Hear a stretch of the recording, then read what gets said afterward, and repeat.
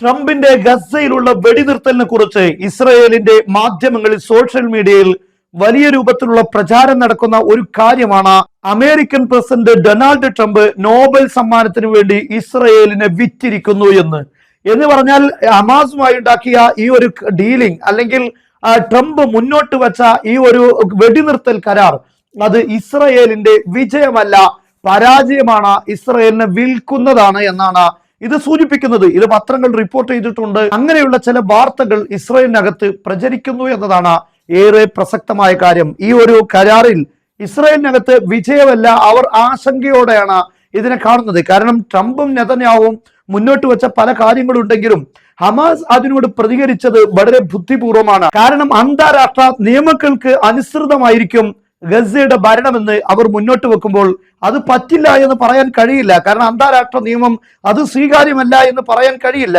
ഗസയുടെ ഭരണം, ഗസയിലെ ആളുകൾ തെരഞ്ഞെടുക്കണമെന്നത് അത് അന്താരാഷ്ട്ര നിയമങ്ങൾക്ക് ഉള്ളിലുള്ളതാണ്. അങ്ങനെയാണ് തീരുമാനം വരുന്നതെങ്കിൽ അത് ഇസ്രയേലിന്റെ പരാജയമാണ്.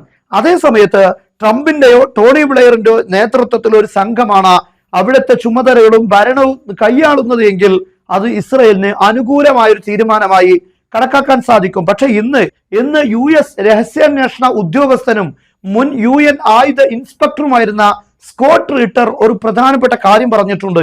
ഇസ്രയേലിന് ഫലസ്തീനിലുള്ള ജനങ്ങളെ കൊല്ലാം, പക്ഷെ അവിടെ വിജയം എന്നത് ഇസ്രയേലിന് അസാധ്യമാണ്. ട്രംപ് ഇപ്പോൾ ഇതിലേക്ക് ഒരു വെടിനിർത്തൽ കരാറുമായി ബന്ധപ്പെട്ട് മുന്നോട്ട് വന്നിട്ടുണ്ട്. പക്ഷെ ആ കരാറിലൂടെയും ഇസ്രയേലിന് വിജയിക്കാൻ കഴിയില്ല.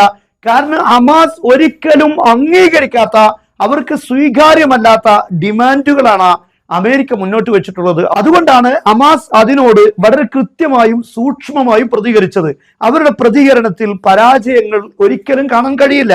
അതാണ് അദ്ദേഹം പറയുന്നത്. ഒരിക്കലും തന്നെ സ്വീകരിക്കാൻ കഴിയാത്ത കാര്യങ്ങൾ മുന്നോട്ട് വെച്ചാൽ യുദ്ധം മുന്നോട്ട് പോകും, പക്ഷെ അതിലൂടെ ഇസ്രയേലിന് വിജയമുണ്ടാവുകയില്ല. വർഷങ്ങൾ നീണ്ടാലും ആ യുദ്ധം അവിടെ നിലനിൽക്കും, പക്ഷെ ജനങ്ങളെ കൊല്ലാൻ സാധിക്കും.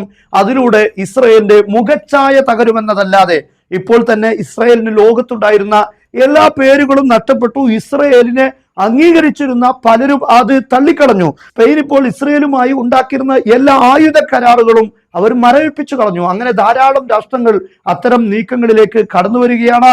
അത് ഇസ്രയേലിനെ എല്ലാ അർത്ഥത്തിലും തളർത്തുന്നതാണ് കാണാൻ സാധിക്കുന്നത്. മറ്റൊരു ഭാഗത്ത് ഹൂത്തികളുടെ അതിശക്തമായ ഉപരോധം കടലിൽ ഉണ്ടാകുമ്പോൾ അതും വലിയ രൂപത്തിലുള്ള പ്രതിസന്ധി ഇസ്രയേലിനകത്ത് ഉണ്ടാക്കുന്നുണ്ട്. അതുകൊണ്ട് തന്നെ ഇസ്രയേലിന് ഒരിക്കലും ആളുകളെ കൊല്ലുക എന്നതല്ലാതെ ജയിക്കാൻ കഴിയില്ല എന്നാണ് ഇപ്പോൾ ഇദ്ദേഹവും പറഞ്ഞിട്ടുള്ളത്. നാം ശ്രദ്ധിക്കേണ്ട കാര്യം, ഗസയിൽ ഇസ്രയേൽ അതിശക്തമായ ആക്രമണം നടത്തുന്നു. ആർക്കെതിരെയാണ്?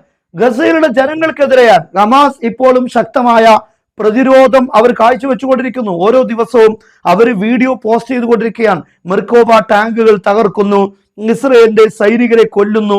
അങ്ങനെയുള്ള വീഡിയോകൾ അവർ ഓരോ ദിവസവും പുറത്തുവിടുകയാണ്.